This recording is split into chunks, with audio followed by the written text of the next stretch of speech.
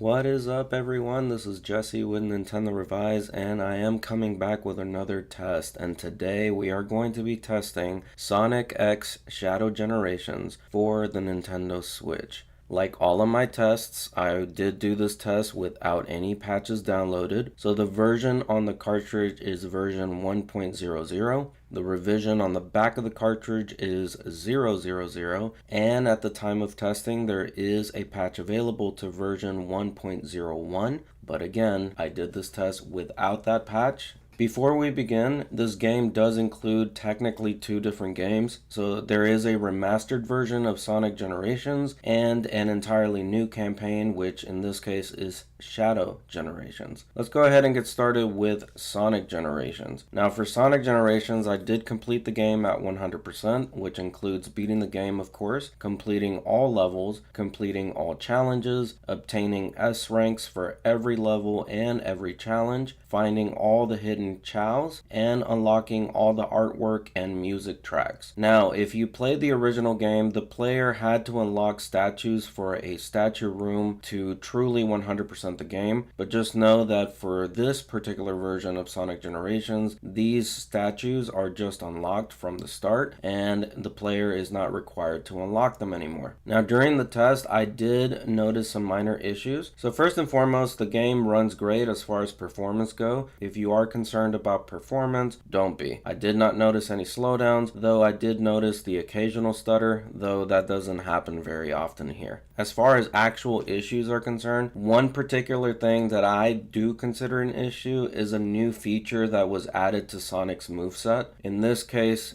it's the drop dash. Keep in mind that this particular move was introduced for Sonic Mania and has been used for a lot of 2D Sonic games, aka Sonic Mania, Sonic Superstars, Sonic Origins, etc. So this particular move has been used for 2D Sonic and can be used here for classic Sonic as well. I don't have issues with that particular portion of the drop dash. Where the issue becomes problematic for me is related to modern Sonic. For modern Sonic, it just does not feel right at all. Oftentimes I would find myself flying off the stage because the move was activated even when I didn't actually mean to activate the move. Now the move is set to the same button as jump, so it can be accidentally activated at any time. It cannot be turned off. I wish that Sega wouldn't have added the move to begin with. The move wasn't in the original game, so it's only here in the remastered version, and there's honestly just no need for it. Or at the very least, if they wanted to implement the move into the game,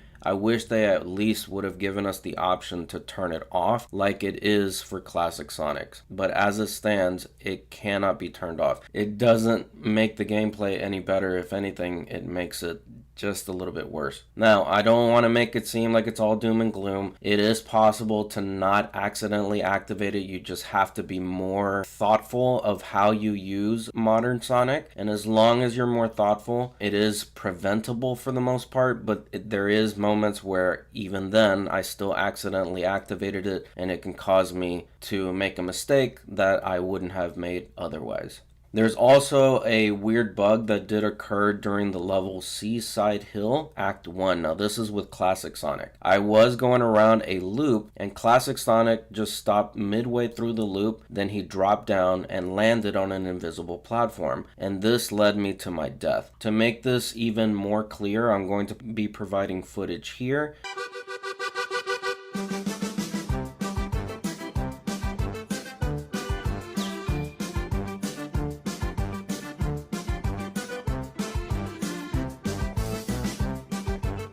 I also wanted to make a note that the original Sonic the Hedgehog Genesis game, which was included on the original Sonic Generations, this has been removed entirely. I'm assuming that this was done because Sega sells Sonic the Hedgehog 1 on the eShop digitally, or you can also play it through Sonic Origins, which is also available on the Nintendo Switch. Though the other side of that is the Casino Night DLC, which wasn't included in the original version of the game, at least not on disc. It had to be downloaded separately. This is included on the cart and can be accessed within the first world area. Any additional content that's been added to this remastered, such as the Sonic Adventure skin or the Sonic Jam skin, all of these are not included on cart, unfortunately, and are only accessible digitally. I was not able to try them out here as they are not on cart. Now, an additional feature that was added to the game is the option to have multiple save slots. Now, this I do like. One more thing I do want to mention as far as Sonic Generations is that the game looks great on the Nintendo Switch. I have seen it both dock and as well played it handheld mode, and to me it looks fantastic. For the most part, this is a great build of Sonic Generations, with the exception of the drop dash, which really bothered me, and of course that little bug that happened in Seaside Hill, which is avoidable, by the way. For the most part, Sonic Generations is good. Let's go ahead and move over to Shadow Generations. Now, Shadow Generations is where most people are probably going to be concerned as far as how it performs on the Nintendo Switch. To make this a little bit quicker, to push out this video faster, I am going to be using footage of my son playing the game from his channel. Now, for this portion of the game, for Shadow Generations, I also completed the game at 100%, which includes beating the game, completing all levels, completing all challenges, and obtaining S ranks for every level and challenge, as well as finding all the collectibles and unlocked all artwork and music tracks. Now, this portion of the game runs, in my opinion, really well, and the frame rate is consistent throughout. There is the occasional stutter that can happen, but for the most part, this is a smooth experience. The issue that I have with Shadow Generations is mostly related to resolution. At times, the game can look a bit blurry and can at times make things hard to see, especially in handheld mode. But overall, I don't think it affects the game that much, and I got used to it fairly quickly. Now, with the Nintendo Switch, this is honestly a given. The Switch is not a powerhouse such as the PlayStation 5 or the Xbox Series X, so of course, you are going to have lower resolution here. The good thing is that we have consistency of frame rate. At 30 frames per second, did not notice any dips at all, with the exception of occasional stutters. Now, similar to Sonic Generations, any additional content or skins are not included on the cartridge. This is specifically the Terrio skin, for example. It's not included on the cartridge, so I was not able to test it, as well as the upcoming movie Shadow skin also is not going to be here. Just like Sonic Generations, and additional save slots are offered here, so you have a total of 3 save slots that you can use, and there is some minor pop-in here and there for Shadow Generations as well. Nothing major. For the most part, this is a great build.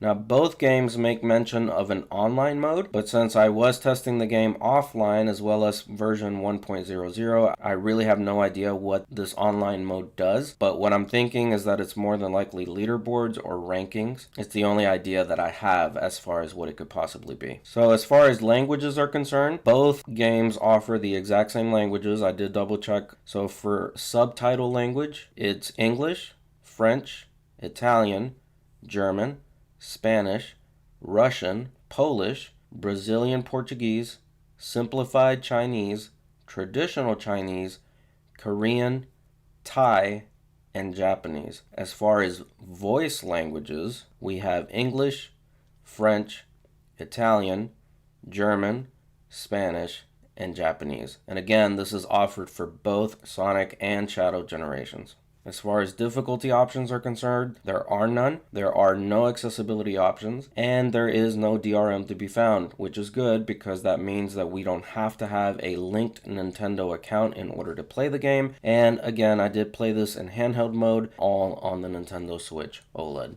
So my overall thoughts. As far as Shadow Generations, let's start there first. I am thoroughly impressed with the way that Sega was able to get this game to perform on the Nintendo Switch. I know that a lot of people had worries for Shadow Generations, but it is really a great build and port of this game for the Nintendo Switch. Shadow Generations is honestly the most ambitious, best experience that I've had from Sonic Team in quite some time. I really enjoyed Shadow Generations. I think they had a lot of great ideas and a lot of great implementations. I highly recommend it. If you're a Sonic fan, please do yourself a favor and play Shadow Generations. As far as Sonic Generations is concerned, it was a great experience overall. The only reason why I'm slightly disappointed, and this is not necessarily a Switch issue, this is just an issue overall with the game. It doesn't really matter if you're playing it on PlayStation, Xbox, or Nintendo. The cartridge or the disc is always going to have this drop dash issue because the modern Sonic drop dash cannot be turned off. I really wish that it hadn't been implemented at all, and if Sega wanted to put it in there, at least give us the option to turn it off. This was a bit disappointing. As far as the bug on Seaside Hill, I don't recall that ever happening on 360 or PS3, but it is something that is avoidable, so I'm not going to harp on that too much. Outside of that, the game runs well. It looks great, handheld and docked. If you have a Switch and you want to play this handheld, I think this is a fantastic way to do it. This is a fantastic port, and even on the version 1.00, it's a great build.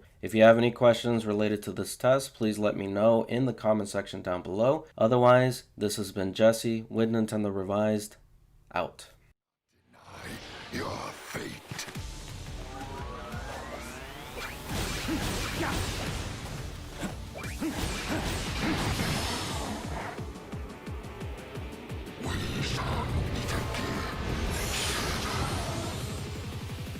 What?